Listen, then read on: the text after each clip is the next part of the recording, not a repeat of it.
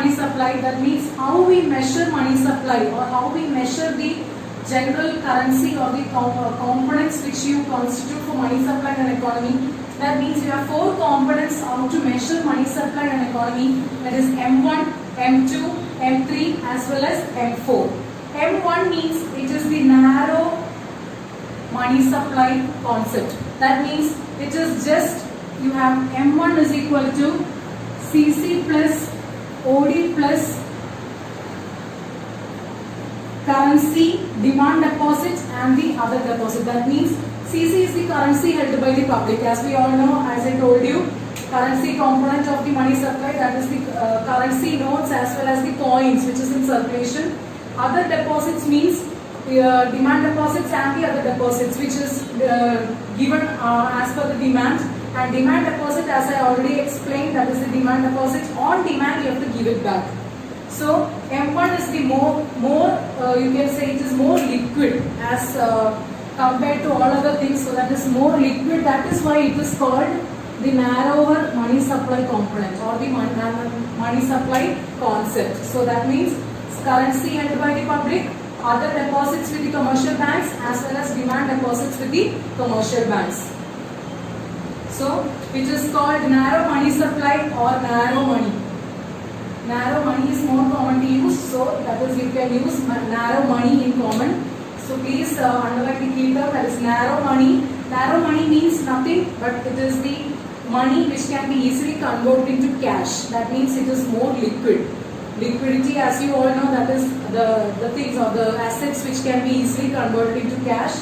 That means here also the currency or the currency in circulation which can be easily converted into cash or liquid cash is called narrow money. So M1 means it is the currency, other deposits as well as demand deposits with the commercial banks. So that is about M1. And coming to the M2,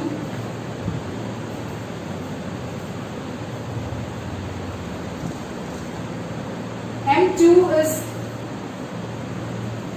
M1 plus savings deposits to the commercial post office. That is M1 is already you know that is the narrow money plus the savings deposits with the post office also comes under this M2 component. That is saving deposits, as you all know. If you go and open an account, savings account with a commercial bank, same procedure, same thing, same concept with the post office also. It carries a rate of interest which is very less.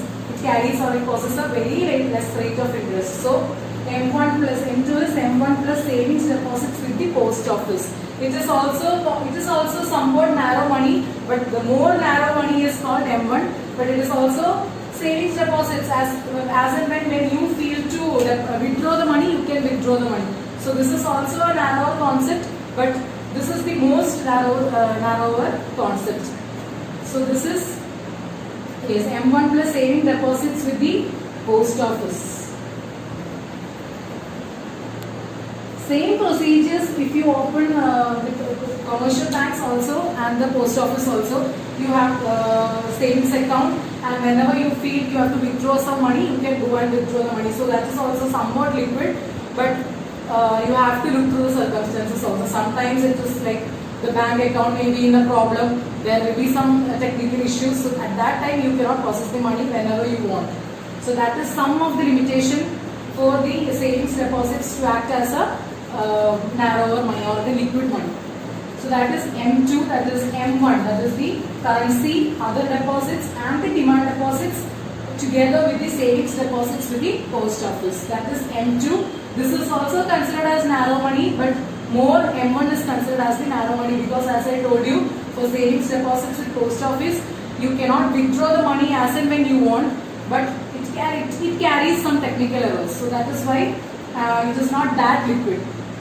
So that is M2. And next, coming to M3,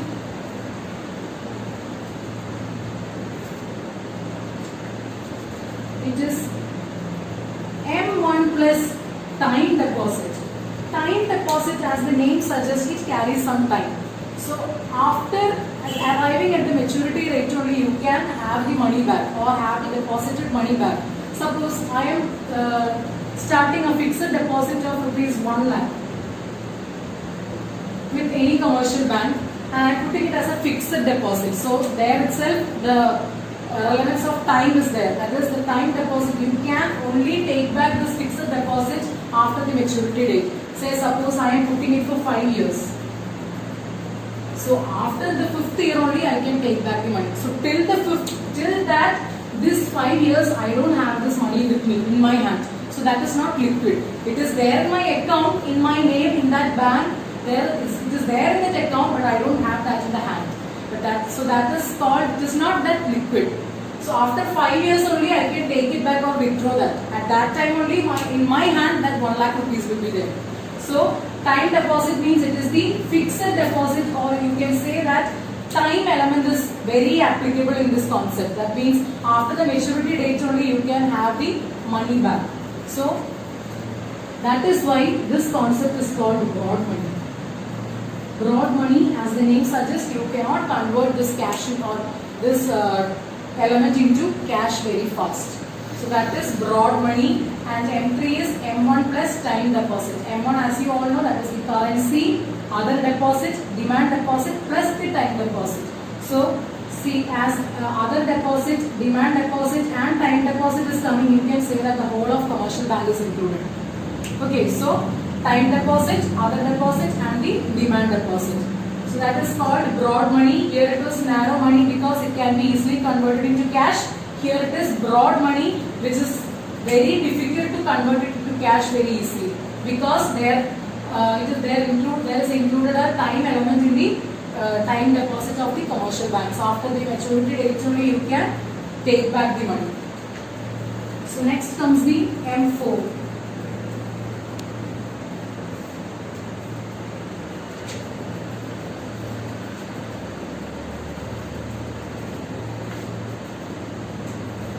M4 is M3 plus post office deposits other than the national savings certificate. That is excluding